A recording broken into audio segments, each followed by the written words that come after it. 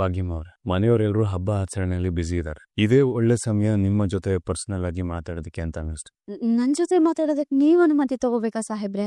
ಅದೇನೋ ಹೇಳಿ. Diamond necklace Veeranna ಅವ್ರ ಕೈಗೆ ಭೂಮಿನ ಕೊಡ್ಬೇಕಾದ್ರೆ ಭೂಮಿ ಅವ್ರ ತಾಯಿ ವೀರಣ್ಣ ಅವ್ರ ಕೈಗೆ ಒಂದ್ ಡೈಮಂಡ್ ನೆಕ್ಲೆಸ್ ಕೊಟ್ಟಿದ್ರು. ಆ ವಿಚಾರ ನಿಮ್ಗೂ ತುಂಬಾ ಚೆನ್ನಾಗಿ ಗೊತ್ತಿದೆ. ಹೌದು. ಆ ಡೈಮಂಡ್ ನೆಕ್ಲೆಸ್ ನ ನೀವು ಭೂಮಿ ಬಾಲ್ಯದ ವಸ್ತುಗಳಿದ್ದಂತ ಟ್ರಂಕ್ ಅಲ್ಲಿ ಇಟ್ಟಿದ್ರಿ. ವಟಾರದ ಗಲಾಟೆ ಆದಾಗ ಆ ಟ್ರಂಕ್ ಅಲ್ಲಿ ಇದ್ದಂತ ನೆಕ್ಲೆಸ್ ಕಳೆದೋಗಿದೆ ಅನ್ನೋದು ನಮಗೆ ಈಗ ತಿಳಿದಿರುವಂತ ವಿಚಾರ. ಈಗ ಭೂಮಿಯವರ ನಿಜವಾದ ತಂದೆ ತಾಯಿನ ಹುಡುಕೋದ್ರಲ್ಲಿ ಈ ಡೈಮಂಡ್ ನೆಕ್ಲೆಸ್ ತುಂಬಾ ಮುಖ್ಯವಾದ ಪಾತ್ರ ವಹಿಸಿದೆ. ನಾನೀಗ ಆ ಡೈಮಂಡ್ ನೆಕ್ಲೆಸ್ ನ ಹುಡುಕಿದ್ರೆ ಭೂಮಿ ನಿಜವಾದ ತಂದೆ ತಾಯಿನ ಹುಡುಕ್ತಾ ಇದೆ. ನಾನು ಆ ಡೈಮಂಡ್ ನೆಕ್ಲೆಸ್ ನ ಹುಡುಕ್ಬೇಕು ಅಂದ್ರೆ ನೀವು ನನಗೆ ತುಂಬಾ ಸಹಾಯ ಮಾಡ್ಬೇಕು. ನಾನ್ ಹೇಗೆ ಸಾಹೇಬ್ರೆ? ಒಂದ್ ನಿಮಿಷ ಬಂದೆ. ನೀವೀಗ ಆ ಡೈಮಂಡ್ ನೆಕ್ಲೆಸ್ ಹೇಗಿತ್ತು ಅಂತ ಆ ಪೇಪರ್ ಮೇಲೆ ಬರೆದು ಕೊಟ್ರೆ ಆ ಡೈಮಂಡ್ ನೆಕ್ಲೆಸ್ ನ ಹುಡ್ಕೋದಕ್ಕೆ ಹೆಲ್ಪ್ ಆಗುತ್ತೆ. ಆ ಡೈಮಂಡ್ ನೆಕ್ಲೆಸ್ ಸಿಕ್ತು ಅಂತ ಹೇಳಿದ್ರೆ ಭೂಮಿ ನಿಜವಾದ ಹೆತ್ತ ತಂದೆ ತಾಯಿನ ಹುಡ್ಕೋದಕ್ಕೆ ತುಂಬಾ ಅನುಕೂಲ ಆಗುತ್ತೆ. ಭಾಗ್ಯಮ್ಮವ್ರ ಏನ್ ಯೋಚನೆ ಮಾಡ್ತೀರಾ? ಪ್ರಯತ್ನ ಪಡ್ತೀನಿ ಸಾಹೇಬ್ರೆ. ಈ ಡೈಮಂಡ್ಸ್ ಅವರ ಈ ರೀತಿ ಇರ್ಲಿಲ್ಲ. ಅದರಲ್ಲಿ ದೊಡ್ಡ ದೊಡ್ಡ ಅರಳುಗಳಿತ್ತು. ಹಾಗೆ ಒಂದ್ ದೊಡ್ಡ ಪೆಂಡಿಂಗ್ ಇತ್ತಲ್ವಾ? ಅಯ್ಯೋ ಕೋದಲ್ವಾ? ಹಾಗಾದ್ರೆ ಈ ಡೈಮಂಡ್ ನೆಕ್ಲೆಸ್ ನ ನೀನ್ ನೋಡಿದ್ಯಾ? ಅಯ್ಯೋ ಇಲ್ಲಪ್ಪ. ನೀನ್ ನೋಡಿದ್ಯಾ? 100% ನೀನ್ ನೋಡಿದ್ಯಾ? ಇಲ್ಲ ಅಂದ್ರೆ ಭಾಗ್ಯಮ್ಮ ಬಿಡಿಸ್ತಾ ಇದ್ದಿದ್ ನೆಕ್ಲೆಸ್ ಡಿಸೈನ್ ಅಲ್ಲಿ ತಪ್ಪು ಹುಡುಕ್ತಾ ಇರ್ಲಿಲ್ಲ. ಅಂಡ್ ನೀನ್ ನೋಡಿದ್ಯಾ ಅಂದ್ಮೇಲೆ ಅದು ಪಕ್ಕಾ ಕಳ್ತನ ಆಗಿರೋದಕ್ಕೆ ಚಾನ್ಸೇ ಇಲ್ಲ. ಹೇಳು, ಎಲ್ಲಿ ಆ ನೆಕ್ಲೆಸ್ ಅಂದ್ರೆ? ಏನ್ ಸಾಹೇಬ್ರೆ, ಏನ್ ಕಟ್ಕೊಂಡ್ ಹೆಂಡತಿ ಮೇಲೆ ಅನುಮಾನ ಪಡ್ತಾ ಇದ್ದೀರಾ ನೀವು? ಅಮ್ಮನೇ ಹಿಂದೆ ಒಂದ್ಸಲ ಈ ವಜ್ರದ ಹಾರದ ಬಗ್ಗೆ ಮಾತಾಡಿದ್ಲು. ಅದ್ರ ಆಧಾರದ ಮೇಲೆ ಇದೀಗ ಇರ್ಬೋದೇನೋ ಅಂತ ಹೇಳ್ದೆ ಅಷ್ಟೇ. ನೀವ್ ನನ್ನನ್ನೇ ಪ್ರಶ್ನೆ ಮಾಡ್ತೀರಲ್ಲ. ಹೌದು ಸಾಹೇಬ್ರೆ, ನಾನು ಆ ಹಾರ ನೋಡಿ ಎಷ್ಟೋ ವರ್ಷಗಳಾಗೋಯ್ತು. ನನ್ಗೂ ಸರಿಯಾಗಿ ನೆನಪಿಲ್ಲ. ನಾನ್ ಹೇಳ್ತಿರೋದ್ ನಿಜ ಸಾಹೇಬ್ರೆ. ಹಾಗೆ ನನ್ ಮಾತ್ ಕೂಡ ನಿಜ ಸಾಹೇಬ್ರೆ. ಸಾರಿ, ನಾನ್ ಮಾತಾಡಿದ ರೀತಿ ನೀವು ಬೇಜಾರಾಗಿರ್ಬೋದು, ಆದ್ರೆ ನನ್ನ ಉದ್ದೇಶ ಬೇರೆನೇ ಇದೆ. ಅದ್ ನಿಮ್ಗೆ ಹೇಳಿದ್ರು ಅರ್ಥ ಆಗಲ್ಲ. ನಿಮ್ ಕೆಲ್ಸ ನೀವು ಮುಗಿಸಿ ಈಗ ನನ್ ಕೆಲ್ಸ ಶುರು ಮಾಡ್ತೀನಿ. ಸಾಹೇಬ್ರೆ, ಅಲ್ಲಿ ಕೆಳಗಡೆ ಎಲ್ಲ ಪೂಜೆ ಕಾಯ್ತಾ ಇದಾರೆ, ಕರಿಯೋಣ ಅಂತಾನೆ ಬಂದೆ. ಬನ್ನಿ. ಅಮ್ಮ ಬಾಮ್ಮ ನೀನು. ಭೂಮಿ ಆರತಿ ಮಾಡಮ್ಮ. ಈ ಯುಗಾದಿ ನಿಜವಾಗ್ಲೂ ನನಗೆ ವಿಶೇಷವಾದದ್ದು. 21 ವರ್ಷಗಳ ಹಿಂದೆ ಕಳೆದೋಗಿದ್ದ ಶಾರದಾ ಇವತ್ತು ನಮ್ ಜೊತೆ ಇದ್ದಾಳೆ. ದೇವ್ರು ನಿಜವಾಗ್ಲೂ ದೊಡ್ಡವನು. ದೊಡ್ಡ ಸಾಹೇಬ್ರೆ, ಮುಂದಿನ ಯುಗಾದಿ ಅಷ್ಟ್ರಲ್ಲಿ ಶಾರದಮ್ಮಂಗ್ ಕಳ್ದೋಗಿರೋ ನೆನ್ಪೆಲ್ಲ ವಾಪಸ್ ಬರುತ್ತೆ, ನೋಡ್ತಾ ಇರಿ. ಅಷ್ಟೇ ಅಲ್ಲ, ನನ್ ಮಾತ್ಮ ಬರ್ಬಿಟ್ಕೊಳ್ಳಿ. ಭೂಮಿ ಹೇಳಿದ್ಮೇಲೆ ಮುಗೀತು. ಅದ್ ಹಾಗೆ ಆಗತ್ತೆ. ಭೂಮಿ, ಬೇವು ಬೆಲ್ಲನ ಎಲ್ರಿಗೂ ಕೊಡು. ಆಮೇಲೆ ಎಲ್ರು ಒಟ್ಟಿಗೆ ಕೂತು ಊಟ ಮಾಡೋಣ. ತಗೋ. ಸರಿ ಅತ್ತೆ, ಜೀವನದಲ್ಲಿ ನೋವು ಜಾಸ್ತಿ ಆಗ್ಬಾರ್ದು, ನಲಿವು ಜಾಸ್ತಿ ಆಗ್ಬಾರ್ದು. ಎರಡೂ ಸಮಾನವಾಗಿರ್ಲಿ ಅಂತ ಆ ದೇವ್ರಲ್ಲಿ ಪ್ರಾರ್ಥನೆ ಮಾಡಿ ನಾನ್ ಬೇವು ಬೆಲ್ಲ ಕೊಡ್ತೀನಿ. ಸರಿ ನಮ್ಮ ಅಚ್ಚಿ. ಶಾರದಮ್ಮ, ಅಜಿತ, ನೀವ್ ಭೂಮಿ ಬೇವು ಬೆಲ್ಲ ಕೊಡೋ.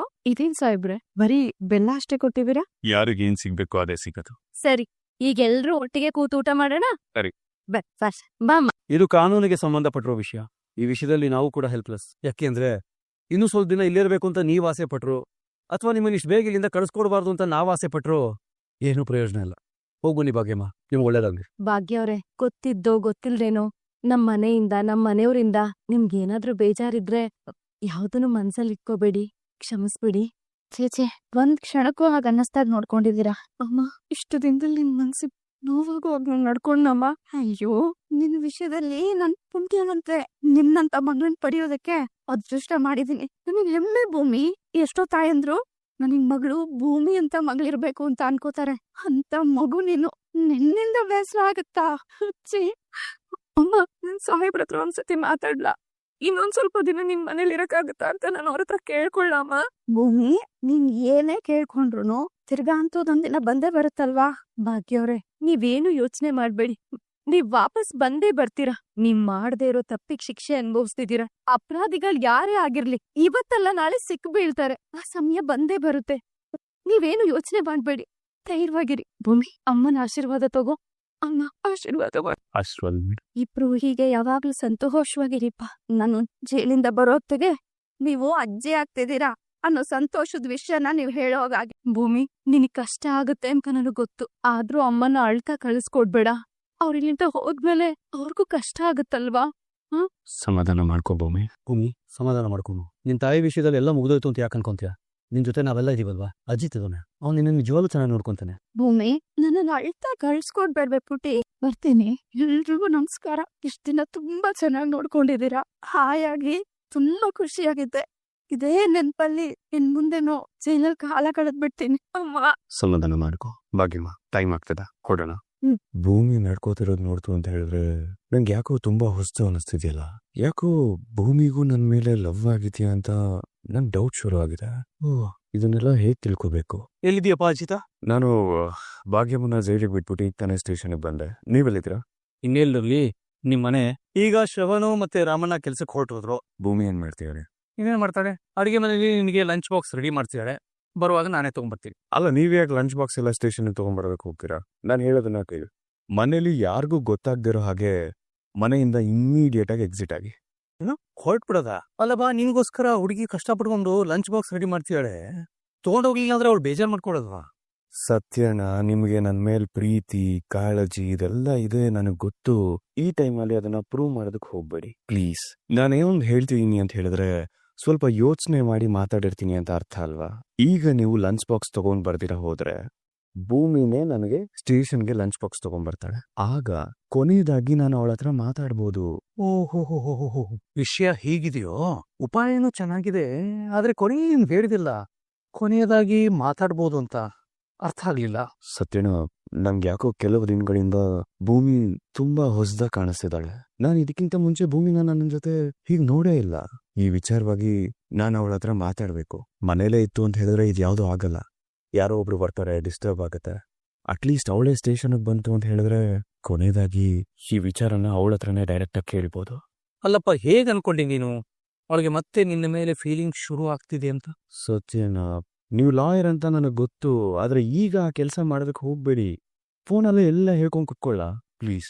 ದಯವಿಟ್ಟು ಆದಷ್ಟು ಬೇಗ ಮನೆಯಿಂದ ಎಕ್ಸಿಟ್ ಆಗಿ ಭೂಮಿ ಬರೋದಕ್ಕೆ ದಾರಿ ಮಾಡ್ಕೊಡಿ ಪ್ಲೀಸ್. ಕೈ ಮುಗಿತಾ ಇದೀನಿ ಫೋನಲ್ಲೇ. ಸರಿಯಪ್ಪ, ಹೊರಟೆ. ನಿನ್ಗೋಸ್ಕರ ಏನ್ ಬೇಕಾದ್ರೂ ಮಾಡ್ತೀನಿ. ಇಷ್ಟು ಮಾಡದೆ ಇರ್ತೀನ? ಈಗ್ಲೇ ಹೊರಡ್ತೀನಿ. ಸತ್ಯನಾ ಸತ್ಯನಾ ಸತ್ಯನಾ ಭೂಮಿ, ಸತ್ಯ ಆಗ್ಲೇ ಹೋದ್ನಲ್ಲ. ಅಯ್ಯೋ, ಆಗ್ಲೇ ಹೋಗ್ಬಿಟ್ರಾ? ಓ, ಯಾಕೇನಾಯ್ತು? ಅತ್ತೆ, ಸಾಹೇಬ್ರಿಗೆ ಊಟ ತಗೊಂಡು ಹೋಗಿ ಅಂತ ಹೇಳಿದ್ದೆ. ಸತ್ಯನ ನೋಡಿದ್ರೆ ಹೋಗೇ ಬಿಟ್ಟಿದ್ದಾರೆ. ಅತ್ತೆ, ಹೇಗಿದ್ರು ಡ್ರೈವರ್ ಎಲ್ಲ ಇಲ್ಲೇ ಇದ್ದಾರೆ. ನೀವೇ ಊಟ ತಗೊಂಡೋಗಿ ಸಾಹೇಬ್ರು ಕೊಟ್ಬಿಡ್ತೀರಾ? ನಮ್ಗೆ ತುಂಬಾ ಕೆಲ್ಸ ಇದೆ ಅತ್ತೆ. ಏನ್ ಕೆಲ್ಸ ಇದೆ? ಹಾ, ಹಬ್ಬ ಆಯ್ತು, ಎಲ್ರದು ಪೂಜೆ ಆಯ್ತು, ಗಂಡನ್ ಜೊತೆ ಆರಾಮಾಗಿ ಕೂತು ಊಟ ಮಾಡೋದ್ ಬಿಟ್ಟು ಕೆಲ್ಸ ಅಂತಿದ್ರೆ ಹೇಗೆ? ತುಂಬಾ ಕೆಲ್ಸ ಇದೆ ಅತ್ತೆ. ಸಾಹೇಬ್ರ ಬಟ್ಟೆ ಎಲ್ಲ ಒಗೆದಕ್ ಹಾಕ್ಬೇಕು, ಐರನ್ ಮಾಡಿಡ್ಬೇಕು, ಕೆಲವೊಂದು ಡ್ರೈ ಕ್ಲೀನಿಕ್ ಕಳಿಸ್ಬೇಕು. ಆಮೇಲೆ ಸಾಹೇಬ್ರು ಪರ್ಸ್ ಒಂದ್ ಕಾಣಿಸ್ತಿಲ್ಲ ಅಂದ್ರು, ಅದನ್ನ ಹುಡುಕಿಟ್ಬಿಡ್ಬೇಕು.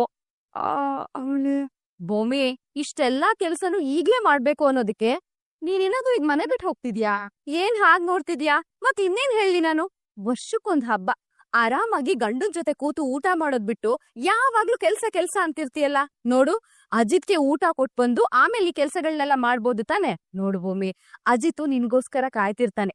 ಆರಾಮಾಗಿ ಅವನ್ ಜೊತೆ ಕೂತ್ಕೊಂಡು ಊಟ ಮಾಡಿ ಅವನ್ ಜೊತೆ ಸ್ವಲ್ಪ ಸಮಯ ಕಳಿ. ಆಗ ನಿಮ್ ತಾಯಿ ಜೈಲಿಗೆ ಹೋಗಿರೋ ನೋವು ನಿಂಗೂ ಸ್ವಲ್ಪ ಕಮ್ಮಿ ಆಗತ್ತಲ್ವಾ? ನೋಡು, ನಿನಗೇನೇನ್ ಹೇಳ್ದಲ್ಲ ಅಜಿತ್ ಕೆಲ್ಸ, ಅದೆಲ್ಲ ನಾನ್ ಮಾಡ್ತೀನಿ. ನೀನ್ ಹೋಗಿ ಆರಾಮಾಗಿ ಊಟ ಕೊಟ್ಬಿಟ್ಪಾ, ಸರಿನಾ? ಹೋಗು. ಯಾವಾಗ ನೋಡಿದ್ರು ಕೆಲ್ಸ ಮಾಡ್ತೀನಿ ಅಂತ. ನಿನಗೆ ಯಾಕೆ ಹಾಗನ್ಸ್ತು? ಇದರ ಹೇಗಾಯ್ತು? ಸ್ವಲ್ಪ ಸವಿಸ್ತಾರವಾಗಿ ಬಾಯ್ಬಿಟ್ಟು ಹೇಳಪ್ಪ. ಅಲ್ಲ ಕಣು, ಅವ್ರಿಗೆ ನಿನ್ನ ಮೇಲೆ ಪ್ರೀತಿ ಇದ್ದೂ ಕೂಡ ಅದನ್ನ ಮುಚ್ಚಿಟ್ಕೊಂಡು ಬದುಕ್ತಿದಾಳಂತ ನೀನ್ ಹೇಳ್ತಿದ್ಯಾ?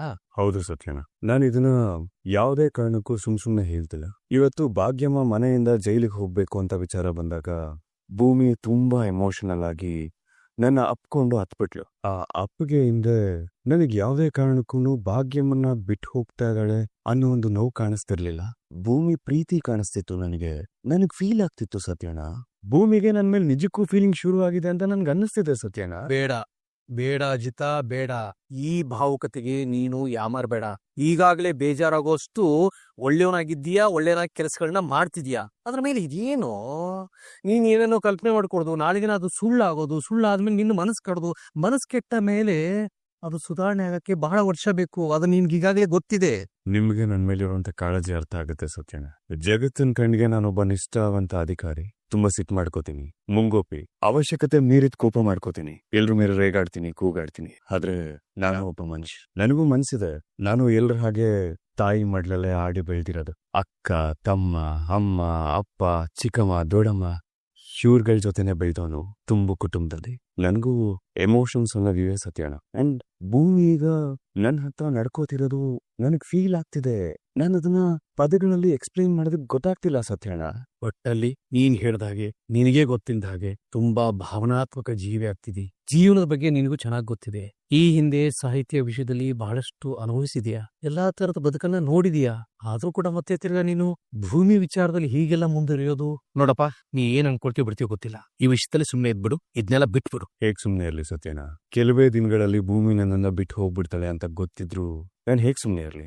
ಈ ಕಾಂಟ್ರಾಕ್ಟ್ ಮದ್ವೆ ಅನ್ನೋ ಅಗ್ರಿಮೆಂಟು ತುಂಬಾ ಡೇಂಜರಸ್ ಮತ್ತೆ ರಿಸ್ಕಿ ವಿಚಾರ.